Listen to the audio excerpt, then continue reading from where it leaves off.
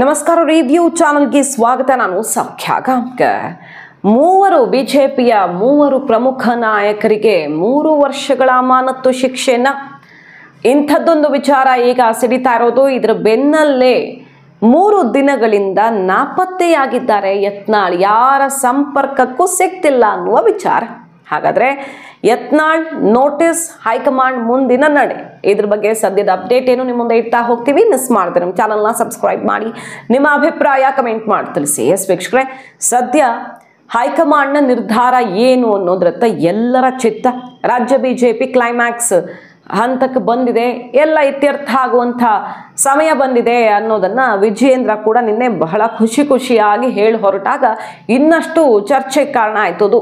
ವಿಜಯೇಂದ್ರ ಅಂದುಕೊಂಡಿದ್ದನ್ನು ಸಾಧಿಸಿ ಬಂದ್ರ ಡೆಲ್ಲಿಯಿಂದ. ಹಾಗಾದ್ರೆ ಕುಂಭಮೇಳಕ್ಕೂ ಹೋಗಿ ಬಂದೆ, ಎಲ್ಲ ಒಳ್ಳೇದಾಗ್ತಿದೆ ಅನ್ನುವ ಮಾತುಗಳನ್ನು ಆಡಿದ್ರು. ಎಲ್ರಿಗೂ ಒಳ್ಳೇದಾಗತ್ತೆ ಅಂತ.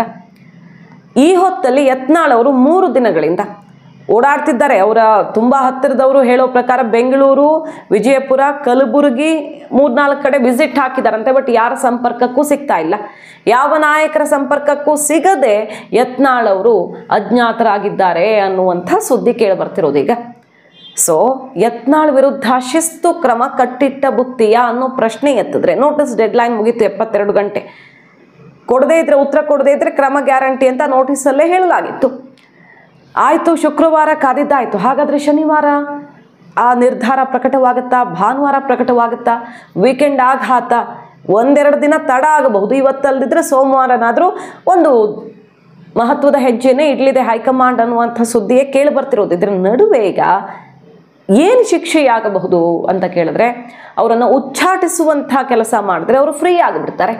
ಉಚ್ಚಾಟನೆ ಮಾಡಿದ್ರೆ ಏನಾದರೂ ಮಾಡೋದಕ್ಕೆ ಅವ್ರಿಗೆ ಅನುಕೂಲ ಮಾಡಿಕೊಟ್ಟಂಗೆ ಆಗ್ಬಿಡತ್ತೆ. ಪಕ್ಷದಿಂದ ಸಂಪೂರ್ಣವಾಗಿ ಅವರು ಫ್ರೀ ಆಗಿಬಿಡ್ತಾರೆ. ಯಾವುದೇ ಕಟ್ಟುಪಾಡುಗಳಿರಲ್ಲ ಅವ್ರಿಗೆ. ಹಾಗೆ ಒಂದಿಷ್ಟು ಜನ, ಸುಮಾರು ಜನ ನಾವು ಹೋಗ್ಬಿಡ್ತೀವಿ ಅಂತ ತಂಡ ಕಟ್ಟೋದಕ್ಕೆ ಈಸಿ ಆಗಬಹುದು. ಹಾಗಾಗಿ ಉಚ್ಚಾಟನೆ ಮಾಡದೆ 3 ವರ್ಷಗಳವರೆಗೆ ಅಮಾನತ್ನಲ್ಲಿಡುವಂಥ ದಟ್ಟ ಸಾಧ್ಯತೆ ಅನ್ನೋದು ಕೇಳಿ ಬರ್ತಿರೋದು. ಮುಂದಿನ ಎಲೆಕ್ಷನ್ವರೆಗೆ ಇರಬಹುದು, ಬಹುತೇಕ ಮುಂದಿನ ಚುನಾವಣೆಯವರೆಗೆ ಅವರನ್ನು ಅಮಾನತ್ನಲ್ಲಿ ಇಡೋದು. ಶಾಸಕರಾಗಿರೋದ್ರಿಂದ ರಾಜ್ಯದಿಂದ ಆ್ಯಕ್ಷನ್ ತಗೊಳ್ಳೋಕ್ಕಾಗಲ್ಲ. ಕೇಂದ್ರದ ಶಿಸ್ತು ಸಮಿತಿ ಅವ್ರ ಮೇಲೆ ಆ್ಯಕ್ಷನ್ ತಗೊಳುತ್ತೆ. ಈಗ ಹೈಕಮಾಂಡ್ ನಾಯಕರೇ ಈ ಬಗ್ಗೆ ಖುದ್ದಾಗಿ ಪರಿಶೀಲಿಸ್ತಿದ್ದಾರೆ ಅನ್ನುವ ಸುದ್ದಿ. ಸೊ ಉಚ್ಚಾಟನೆ ಮಾಡಿದ್ರೆ ಮತ್ತಷ್ಟು ಫ್ರೀಡಮ್ ಕೊಟ್ಟಂಗಾಗತ್ತೆ ಅವ್ರಿಗೆ. ಅಮಾನತ್ನಲ್ಲಿ ಇಡುವ ಮೂಲಕ ಮುಜುಗರಕ್ಕೆ ದಾರಿಯಾಗತ್ತೆ. ಆಗಲಾದರೂ ಯತ್ನಾಳ್ ಬಾಯಿ ಮುಚ್ಚಿಸಬಹುದು. ಉಚ್ಚಾಟಿಸ್ಬಿಟ್ರೆ ಇನ್ನಷ್ಟು ಬಾಯಿಗೆ ಬಂದಂಗೆ ಹಲವು ನಾಯಕರ ಬಗ್ಗೆ ಮಾತನಾಡಬಹುದು. ನನ್ನ ಹತ್ರ ಆ ಸಾಕ್ಷಿ ಇದೆ, ಈ ಸಾಕ್ಷಿ ಇದೆ, ದಾಖಲೆ ಇದೆ, ಅದು ಇದು ಅಂತ. ಮತ್ತೆ ವಿಜಯೇಂದ್ರ, ಯಡಿಯೂರಪ್ಪನವ್ರ ವಿರುದ್ಧ, ಸುಮಾರು ಪ್ರಮುಖ ನಾಯಕರ ವಿರುದ್ಧ ಹೈಕಮಾಂಡಿಗರು ರಾಧಾಮೋಹನ್ ದಾಸ್ ಅವ್ರ ಬಗ್ಗೆನೇ ಮಾತನಾಡಿಲ್ವಾ? ಹಿಂದಿನ ಉಸ್ತುವಾರಿಯ ಬಗ್ಗೆ ಸೂಟ್ ಕೇಸ್ ಎತ್ಕೊಂಡು ಹೋದ್ರು, ಜೇಬ್ ತುಂಬಿಸ್ಕೊಂಡ್ರು. ಸೊ ಹೈಕಮಾಂಡ್ ವಿರುದ್ಧವೂ ವಾಗ್ದಾಳಿ ನಡೆಸಿದ್ದಾರೆ, ರಾಜ್ಯ ನಾಯಕರ ವಿರುದ್ಧವೂ ವಾಗ್ದಾಳಿ ನಡೆಸಿದ್ದಾರೆ. ಉಚ್ಚಾಟಿಸಿ ಬಿಟ್ರೆ ಇನ್ನಷ್ಟು ಅವ್ರಿಗೆ ಅವಕಾಶ ಸೃಷ್ಟಿಯಾಗ್ಬಿಡತ್ತೆ. ಫ್ರೀ ಆಗೋಕೆ ಬಿಡಬಾರ್ದು ಅವ್ರನ್ನ ಅಂತ ಈ ಲೆಕ್ಕಾಚಾರ ಆಗಿದೆಯಂತೆ ಸದ್ಯ. 3 ವರ್ಷಗಳವರೆಗೆ ಬರೀ ಯತ್ನಾಳ್ ಒಬ್ಬರೇ ಅಲ್ಲ, 3 ಪ್ರಮುಖ ನಾಯಕರನ್ನ ಅಂತ ಹೇಳಲಾಗ್ತಿದೆ. ಉಳಿದವ್ರು ಇಬ್ರು ಯಾರು ಅಂತ ಕೇಳಿದ್ರೆ ರೆಬಲ್ ಬಣದಲ್ಲಿರೋರಲ್ಲ. ರೆಬಲ್ ಬಣದವರಿಗೆ ಯತ್ನಾಳ್ ಮೇಲೆ ಆಕ್ಷನ್ ಆಗಿಬಿಟ್ರೆ ಬಿಸಿ ತಟ್ಟತ್ತೆ ಸಹಜವಾಗಿ. ಆದರೆ ಎಸ್.ಟಿ. ಸೋಮಶೇಖರ್ ಮತ್ತು ಶಿವರಾಮ್ ಹೆಬ್ಬಾರ್ ಇಬ್ಬರಿಗೂ ಕೂಡ ಶಿಕ್ಷೆ ಸಿಗಬಹುದು. ಅವರಿಬ್ಬರನ್ನು ಉಚ್ಚಾಟಿಸುವಂಥ ದಟ್ಟ ಸಾಧ್ಯತೆ ಕೂಡ ಇದೆ. ಯಾಕಂದರೆ ಕಾಂಗ್ರೆಸ್ ಜೊತೆ ಸಂಪರ್ಕದಲ್ಲಿದ್ದಾರೆ, ಪದೇ ಪದೇ ಕಾಂಗ್ರೆಸ್ನ ಕಾರ್ಯಕ್ರಮಗಳಲ್ಲಿ ಕಾಣಿಸ್ಕೊಂಡಿದ್ದಾರೆ. ಪಕ್ಷ ವಿರೋಧಿ ಚಟುವಟಿಕೆ ಅನ್ನುವಂಥ ಆರೋಪ ಇದೆ. ಹಿಂದೆ ರಾಜ್ಯದಲ್ಲಿ ಬಿಜೆಪಿ ಶಾಸಕರ ಮೀಟಿಂಗಲ್ಲೂ ಕೂಡ ಉಸ್ತುವಾರಿಗಳಿಗೆ ಎದುರೇ ಅವರಿಬ್ಬರ ಮೇಲೆ ಕ್ರಮ ಕೈಗೊಳ್ಳಬೇಕು, ಇಲ್ಲ ಬೇಕಾಬಿಟ್ಟಿಯಾಗಿ ಬಿಜೆಪಿಯಲ್ಲಿ ಓಡಾಡ್ಕೊಂಡಿರಬಹುದು ಅನ್ನೋ ಮೆಸೇಜ್ ಪಾಸ್ ಆಗುತ್ತೆ ಅನ್ನುವಂಥ ರಿಪೋರ್ಟನ್ನು ವಿಜಯೇಂದ್ರ ಇಟ್ಟಿದ್ರು. ಹೈಕಮಾಂಡ್ ಇದೆಲ್ಲವನ್ನು ಗಂಭೀರವಾಗಿ ಪರಿಣಮಿಸಿದ್ದು. 4-5 ರಾಜ್ಯಗಳಲ್ಲಿ ರೆಬಲ್ಗಳಿಗೆ ನೋಟಿಸ್ ಆಗಿದೆ. ಏಕಕಾಲಕ್ಕೆ ರೆಬಲ್ಗಳಿಗೆ 4-5 ರಾಜ್ಯಗಳಲ್ಲಿ ನೋಟಿಸ್ ಆಗಿದ್ದು, ಎಲ್ಲರ ಮೇಲೂ ಕೂಡ ಸಾಮೂಹಿಕವಾಗಿ ಕ್ರಮ ಕೈಗೊಳ್ಳುವಂಥ ಲೆಕ್ಕಾಚಾರ ಈಗ ಕಂಡು ಬರ್ತಿರೋದು. ಇದು ಸದ್ಯದ ಅಪ್ಡೇಟ್. ಆದರೆ ಯತ್ನಾಳ್ ಆಪ್ತ ಬಣದಲ್ಲಿ ಗುರುತಿಸ್ಕೊಂಡಿದ್ದಾರಲ್ಲ, ಅಂದರೆ ರೆಬಲ್ ಟೀಮಲ್ಲಿ ಇದ್ದಾರಲ್ಲ, ಅವರ ಮೂಲದಿಂದ ಇನ್ನೊಂದು ಮಾಹಿತಿ ಬರ್ತಿದೆ. ಇಲ್ಲ, ಯತ್ನಾಳ್ ಉತ್ತರ ಕೊಡ್ತಾರೆ, ಟೈಮ್ ಮುಗಿದಿದೆ ಹೌದು, ಆದರೆ ಶಿಸ್ತು ಸಮಿತಿಯ ಬಳಿ RSS ಪ್ರಮುಖರೊಬ್ಬರ ಮೂಲಕ ಸ್ವಲ್ಪ ಟೈಮ್ ಕೇಳಿಸಿದ್ದಾರೆ. ಇನ್ನೊಂದು ಸ್ವಲ್ಪ ಸಮಯ ಕೊಡಿ ಅವ್ರಿಗೆ ಅನ್ನುವಂಥ ಸಮಯವನ್ನು ಕೇಳಿಸಿದ್ದಾರಂತೆ.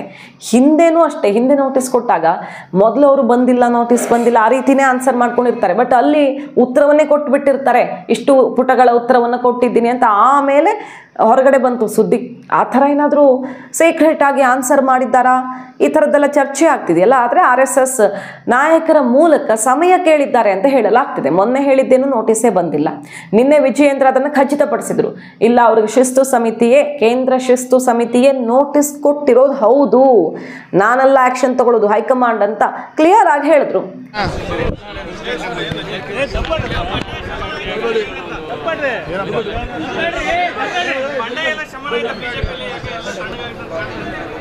ತಣ್ಣಗಾಗಿರೋ ನಿಮಗೆ ಬೇಜಾರಾಗಿರ್ಬೇಕು. ಇಲ್ಲ, ಭಾಳ ದಿನಗಳಿಂದ ನಾನು ಕೂಡ ಹೇಳ್ತಾ ಇದ್ದೆ, ಅತಿ ಶೀಘ್ರದಲ್ಲಿ ಎಲ್ಲ ಸಮಸ್ಯೆಗಳು ಬಗೆಹರಿತದೆ ಅಂತೇಳಿ. ಎಲ್ಲ ಸಮಸ್ಯೆಗಳು BJPಲಿರ್ತಕ್ಕಂಥ ಸಮಸ್ಯೆಗಳು ಬಗೆಹರಿತಕ್ಕಂಥ ಸೂಚನೆಗಳು ಕಾಣ್ತಾ ಇದೆ. ಎಲ್ಲವೂ ಕೂಡ ಸರಿ ಹೋಗ್ತದೆ ಅನ್ನೋ ವಿಶ್ವಾಸ ನಮಗಿದೆ. ನೋಟಿಸ್ ಕೊಟ್ಟಿರೋದು ನಾನಲ್ಲ, ಕೇಂದ್ರದ ಶಿಸ್ತು ಸಮಿತಿಯಿಂದ ಕೊಟ್ಟಿರ್ತಕ್ಕಂಥದ್ದು. ಅದ್ರ ಬಗ್ಗೆ ನಾನು ಹೆಚ್ಚಿನ ಮಾತನಾಡೋದಕ್ಕೆ ಹೋಗೋದಿಲ್ಲ.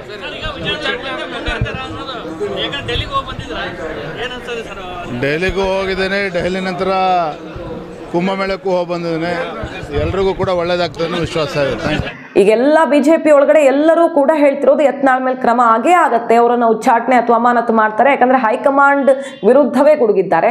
ಕ್ರಮವಾಗಲಿದೆ ಅಂತ ಹೇಳಿದ ಮೇಲೂ ಕೂಡ ಅವರು ಇಂಥ ನೋಟಿಸ್ಗೆಲ್ಲ ನಾನು ಬಗ್ಗೋ ಮಗ ಅಲ್ಲ ಅಂತ ಸೆಡ್ ಹೊಡೆದಿದ್ದಾರೆ. ಇಷ್ಟೆಲ್ಲ ಸಹಿಸ್ಕೊಳ್ಳೋಕೆ ಸಾಧ್ಯವೇ ಇಲ್ಲ ಹೈಕಮಾಂಡ್ ಅಂತ ಹೇಳ್ತಿರುವಾಗ RSS ಪ್ರಮುಖ ನಾಯಕರೊಬ್ಬರು ಈಗ ಮಾತುಕತೆಗೆ ಹೋಗಿದ್ದಾರಂತೆ ಹೈಕಮಾಂಡ್ ನಾಯಕರ ಜೊತೆಗೆ.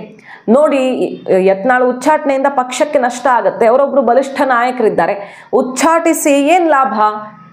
ಈಗ ಅವ್ರು ಹೊರಗಡೆನೂ ಹೋಗಿ ಮತ್ತೆ ಬೇರೆ ದಾರಿ ಹಿಡಿದ್ರೆ ಮತ್ತೆ ನಷ್ಟನೇ. ಅದರಿಂದ ವಿಜಯೇಂದ್ರಗೂ ಅಡೆತಡೆ ಆಗಬಹುದು, ಯಾರನ್ನೇ ಅಧ್ಯಕ್ಷನಾಗಿ ಕೂರಿಸಿದ್ರೂ ಕೂಡ ಸಮಸ್ಯೆ ಎದುರಾಗಬಹುದು. ಸೊ ಬೇರೆ ದಾರಿ ಹುಡುಕಿ ಯತ್ನಾಳ್ ಉಚ್ಚಾಟನೆ ಅಥವಾ ಅಮಾನತು ಬೇಡವೇ ಬೇಡ ಅನ್ನುವಂಥ ದಾರಿಯನ್ನು ಹಿಡಿದಿದ್ದಾರಂತೆ. ಹಿಂದೆಲ್ಲ RSS ಕೆಲವು ಪ್ರಮುಖರ ನಿರ್ದೇಶನದ ಮೇರೆಗೆ ಯತ್ನಾಳ್ ನಡೆದುಕೊಂಡ್ರ ಅನ್ನುವ ಆರೋಪಗಳು ಇದ್ವಲ್ಲ. ಸೊ ಈಗ ಮತ್ತೆ RSS ನಾಯಕರೇ ಯತ್ನಾಳ್ ತಲೆ ಕಾಯೋದಕ್ಕೆ ಬಂದ್ರ? ಈ ರೀತಿಯ ಚರ್ಚೆಗಳು ಒಂದು ಮೂಲದಿಂದ ಆಗ್ತಿರೋದು, ಒಂದು ಮೂಲದಿಂದ ಬರ್ತಿರುವ ಮಾಹಿತಿಯ ಪ್ರಕಾರ. ಇನ್ನೊಂದು ಸ್ವಲ್ಪ ಎಕ್ಸ್ಟೆಂಡ್ ಮಾಡಿ 1-2 ದಿನ ಟೈಮ್ ಕೊಡಿ ಅನ್ನುವಂಥ ರಿಕ್ವೆಸ್ಟ್ ಅಲ್ಲಿದ್ದಾರೆ ಅಂತ. ಸೊ ಯಾರ ಸಂಪರ್ಕಕ್ಕೂ ಸಿಗದೇ ಇರೋ ಯತ್ನಾಳ್ ಅವರ ಮುಂದಿನ ನಡೆ ಏನು? ಹೈಕಮಾಂಡ್ ಟೈಮ್ ಕೊಡುತ್ತಾ ಅಥವಾ ಕೂಡಲೇ ನಿರ್ಧಾರವನ್ನು ಕೈಗೊಳ್ಳಲಿದೆಯಾ ಅನ್ನೋದು ಈಗಿರುವಂತಹ ಕುತೂಹಲ. ಸದ್ಯ ವಿಜಯೇಂದ್ರ ಮರು ಆಯ್ಕೆಯ ಬಗ್ಗೆ ಮಾತುಗಳು ಕೇಳಿ ಬರ್ತಿರೋದು. ಮಂಗಳವಾರ ಶಿವರಾಜ್ ಸಿಂಗ್ ಚೌಹಾಣ್ ಅವರು ಬಂದು ಎಲ್ಲರ ಅಭಿಪ್ರಾಯ ಸಂಗ್ರಹ ಮಾಡ್ತಾರೆ ಅಂತ. ಆದರೆ ಹೇಗಾದರೂ ಮಾಡಿ ಈ ಚುನಾವಣಾ ಪ್ರಕ್ರಿಯೆಯೇ ನಡೆಯುವಂತೆ ಮಾಡಬೇಕು ಅಂತ ಸೀನಿಯರ್ಸ್ ಕಡೆ ಕ್ಷಣದಲ್ಲಿ ಮತ್ತಷ್ಟು ಪ್ರಯತ್ನ ನಡೆಸ್ತಿದ್ದಾರಂತೆ. ಎಲೆಕ್ಷನ್ ಮಾಡಿಬಿಡಿ, ದಯವಿಟ್ಟು ಬೇರೆ ಏನು ಮಾಡಿಬಿಡಿ, ಎಲೆಕ್ಷನ್ ಮಾಡಿಬಿಡಿ. ಎಲೆಕ್ಷನ್ ಮೂಲಕ ವಿಜಯೇಂದ್ರ ಆಯ್ಕೆಯಾದರೂ ನಾವು ಸುಮ್ಮನಿರ್ತೀವಿ, ಆದರೆ ಎಲೆಕ್ಷನ್ ಒಂದು ನಡೆಸಿ, ಆಗ ಎಲ್ಲ ಸಂಪೂರ್ಣ ಪಾರದರ್ಶಕ ಆಗಿಬಿಡುತ್ತೆ, ಯಾರಿಗೂ ತಲೆನೋವಿರಲ್ಲ, ಯಾರು ಮಾತಾಡೋಕೆ ಅವಕಾಶವೇ ಇರಲ್ವಲ್ಲ ಅನ್ನುವಂಥ ಕಟ್ಟ ಕಡೆಯ ಡಿಮ್ಯಾಂಡನ್ನು ಇಡ್ತಿದ್ದಾರಂತೆ, ಬಹಳ ಪ್ರಯತ್ನದಲ್ಲಿದ್ದಾರಂತೆ. ಸೊ ಮಂಗಳವಾರ ಇದೇ 18ನೇ ತಾರೀಕು ಶಿವರಾಜ್ ಸಿಂಗ್ ಚೌಹಾಣ್ ಅವರು ರಾಜ್ಯಕ್ಕೆ ಬರ್ತಾ ಇದ್ದ ಹಾಗೆ ಎಲೆಕ್ಷನ್ನು ಅಭಿಪ್ರಾಯ ಸಂಗ್ರಹವೋ ಅನ್ನುವಂಥ ತೀವ್ರ ಕುತೂಹಲ. ಈಗ ವಿಜಯೇಂದ್ರ ಮರು ಆಯ್ಕೆ ತಾನಾಗೇ ಆಗ್ತೀನಿ ಅನ್ನುವಂಥ ಖುಷಿಯಲ್ಲಿ ಆತ್ಮವಿಶ್ವಾಸದಲ್ಲಿ ಮರಳಿರುವ ಹೊತ್ತಲ್ಲಿ ಸೀನಿಯರ್ಸ್ ಮತ್ತೊಂದು ಪ್ರಯತ್ನ ಶುರುವಾಗಿದೆ. ಈಗ ಮಾಹಿತಿ ನಿಮ್ಗೆ ಇಷ್ಟ ಆಗಿದ್ರೆ ಮಿಸ್ ಮಾಡಿದ್ರೆ ನಮ್ಮ ಚಾನಲ್ನ ಸಬ್ಸ್ಕ್ರೈಬ್ ಮಾಡಿ, ನಿಮ್ಮ ಅಭಿಪ್ರಾಯ ಕಮೆಂಟ್ ಮಾಡಿ ತಿಳಿಸಿ. Thank you.